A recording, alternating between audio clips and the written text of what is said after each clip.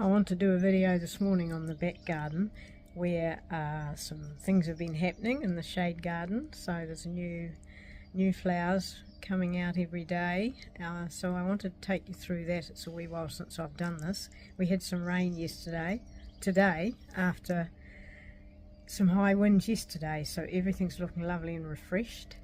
And so I'll take you through and show you some of the perennials that are started to flower, and at the end I've got some seedlings that I've grown from seed that are ready to go in the garden, so I want to talk a bit about those as well. So here we go. So we'll go along here. This is where I put all my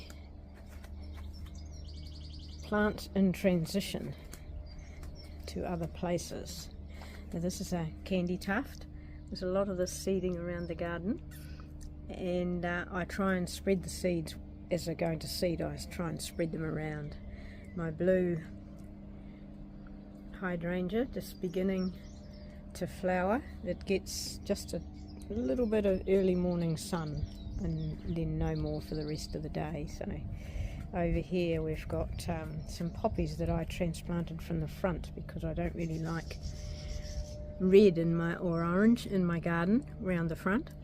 It's filled with pinks and blues and mauves, so I thought the poppies would look good here beside this New Zealand flax. Phormium is its name, all ready to flower. So yes, so that transplanting went quite well, and even though poppies are traditionally difficult to transplant, so it looks pretty good here with the campanula together. So in here got another seedling of candy tuft, and here is the finishing off of the Aquilegia. It's finishing now. It's late spring here now, the last month of spring. These Cineraria and the ones right along here are going to be replaced, as I'll show you in my seedlings later, because they're just getting a little bit woody. Here's a very pretty campanula here, dark purpley colour. So my lupins are still going. They'll go on through the summer. This is an early gladioli which has just come out into flower, looking lovely. And behind it is a reasonably new plant for me. I discovered it last year at a nursery, and here it is. It's Astrantia it's called, and I've got a darker pink one down the other end. There's another flax here in flower. It's so beautiful. There it is. Sort of more like a cabbage tree type. It's got a long trunk on it, so it will get taller. Down here I've got some Emeria, which is also along the other end of the garden as well. And some little perennial ground covers in here that are not doing that well. Flexurosa this is, which I think might need a different spot. And over here is Tiarella, which I'd also like to see that doing a bit better. So the lobelia always does well as long as it doesn't get too hot. The primulas are finishing and the forget-me-nots finishing. So this is my pink Kaluna or heather, which flowers all winter, with the lupin in the background. This is a little seedling. You may, I'll put a link to my front garden video where I talk about these salvias which have been seeding around the garden, and I'm waiting to see. This is a nice dark pink one which is, I think, just starting to show a little colour there. It'd be rather nice beside those lupins. And there's another seedling up there and another one over there, so I'm just wanting to see what colour they'll be. Oops, I nearly tripped up the cat. Sorry, Magic. So in the back here is a pink hydrangea, which flowers a little bit later than the blue one. And in the front is an agapanthus, which is supposed to be dwarf, but it's not that small really. It's probably going to need to be cut back sometime soon. So here's a little Brunnera, which has got like little forget-me-not-like flowers, which are finishing now. I'll have to cut them back a little bit. Here's another one of my foxgloves, Dalmatian white foxglove from seed. Heuchera here. Looks rather nice there, that combination. And I'm going to have to wait when I take these Cineraria out. I am going to have to wait for them to get the small seedlings to just get a bit bigger before it can look like this again. In the back here are two of my phlox. I love phlox, and they'll put on a show all summer, so they're getting taller. Here's another flax and Heuchera underneath it, which you can hardly see. It's being hidden a bit by this lovely, one of my favourite self-seeding annuals, which I grew one year and I've had it ever since, and it's got beautiful colours. Looks lovely here beside this candy tuft, and it just flowers. It loves the shade, so it's very happy here. Now here's some more of those early gladioli, and when they come out with their lovely dark pinky red flowers, are going to look quite lovely beside that flax, I think. There's more candy tuft back here, a little pale pink one. It's another thing I like about it, is that you never know what colour they're going to be. And here's one of my new foxglove there, and an Orlea, which I transplanted from round the front. I'd like to see that seeding a little bit more. So here's another Heuchera here, which looked rather good when this pink azalea was in flower. Here's my ever-present buddy, who trips me up sometimes if I'm not careful. Now in the back here I have one of my new David Austin roses, and this is called the Endeavour. It's rather beautiful. There's another one with the Heuchera underneath. So you'll notice how I'm quite careful how I place my colours. This Hebe will be in full flower soon,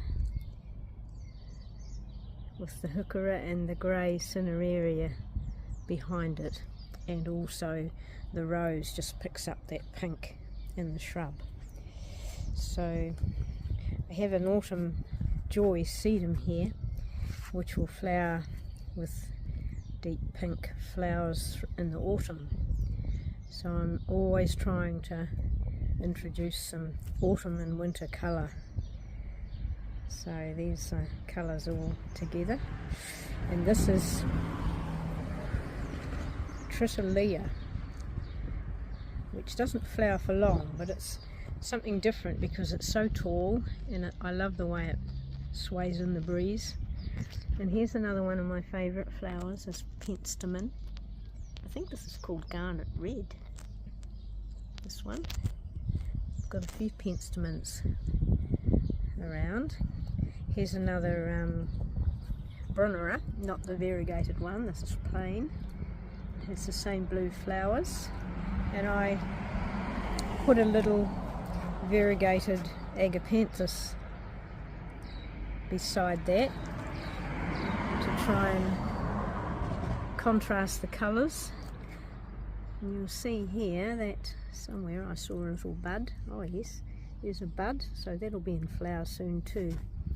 So it's a very exciting time of the year, all these new things coming into flower. There's a few geraniums and pelargoniums spread around the garden that have managed to survive the winter. I used to bring them inside and take cuttings, but time is a factor. So there's some rhodies and azaleas that need their old flowers chopped off. There's quite a bit of Emeria around the border of this garden, and some peonies here which will be in full bloom soon, with Princess Alexandra of Kent behind them. So she's rather beautiful too.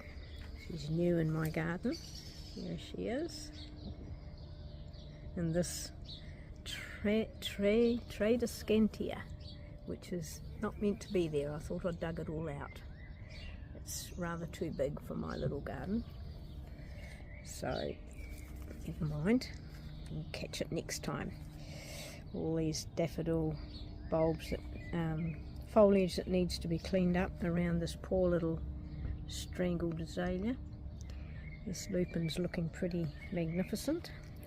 Now at the back here is another penstemon, dark blue one, getting a little bit squashed. There's also a Michaelmas daisy and aster down the back here, and it will come up and flower in the autumn, and the penstemons will still be flowering then too. So here's my edging. This is a little Veronica, blue flowers which are finished now, and some Babiana, lovely little bulb. And this here is, I'll have to check this and write it up. I get confused between my Nepetas and my Veronicas. I think it's a Veronica. Grew this from seed. So yes, they're looking pretty good, especially when that penstemon comes into more flower. That'll all look lovely. Right, over here got mondo grass under there and some arabis, and over here there's iberis. I get confused between these two too. This is a perennial candy tuft, and this one is more of like a little rockery plant. Quite lovely. I'm going to pop round here. I have done, I'll link the front garden video that I did last week in the description, but I just wanted to pop round here and show you my new geranium, which has just started to flower, and this is it's only been in the garden about 3-4 weeks. So I was pleased. I was very pleased to see that yesterday. And here's some salvia in here, which was also grown from seed. And some of my schizanthus again. Isn't that just delightful? Look at that. It's just gorgeous. And this rose is one of my favourites. It's not a David Austin. I don't think the colour's coming up very well on the camera, but it's just gorgeous. Look at how it stands out. So beautiful. And my Kalmia, which is going off now. It's pretty. So here's some pansies together with a different colour schizanthus. See the two different colours here, and there's some more darker ones down here. Some more mondo grass and a saxifrage, which has just finished flowering. It had lovely star-like pink flowers on it. There's some more. I just leave these schizanthus to seed where they like. There's rather a big stand of lamb's ear here. I have to try and keep it a little bit under control, especially where my steps are, where I'm likely to trip over if I don't. Now under here I have my seedlings waiting. This one here is a bit spindly. I think I'll have to plant these a little deeper because they've got a bit leggy. That's Linearia. This is Gypsophila because I lost my Gypsophila through the winter. Some marigolds, and what's this one? Viscaria. Linearia and Viscaria, yes. So I need to plant them probably today because it's a good time when it's nice and dull. Now these are my seedlings of poppies, and they're all a bit late really, but I'm sure they'll be fine. I'll find a place for them. And yesterday when I bought my new Cineraria, I also bought some of these for the back garden, these little begonias, and they'll come up next year too, so that won't be money wasted. I'll just have to mark them when they die down at the end of the autumn. So they'll go quite pretty together and it'll brighten up the back. This is a Japanese anemone which I've put in pots, my pink and my white ones, because they are inclined to take over. Right, and round the side here, and this piece of garden here is particularly shady and also dry. So this is an astilbe. It doesn't flower for long, but it's quite pretty. I actually wanted a pink one, but I think the cream looks rather pretty there. Now over here there's some little fuchsias starting, and this garden needs a good water. So here's more Schizanthus along here, which is rather pretty with the fuchsias in the background. There it is. So it puts on a lovely show, and they're just no trouble at all. They don't get untidy looking. They do lay around a bit and get a bit. You can see here that this one is it's flowered right on its end, but it doesn't really matter. Alright, so that's it. This is my shady garden. Well, pretty much. That end there gets some sun in the afternoon. I had to be careful where I put my roses because I needed them to get 6 hours at least of sunshine. So that's probably a sunnier part, but the rest, the sun will be gone from here. I think it's about 11 AM, and the sun will be gone from here shortly. And in the middle of summer it'll be gone even quicker because it'll be higher and over the roof of the house. So I hope you enjoyed that. Now I'll link the videos that I mentioned in the description, and I'll so there's that where you'll be able to link some of these things I've talked about with other videos. Okay, thank you.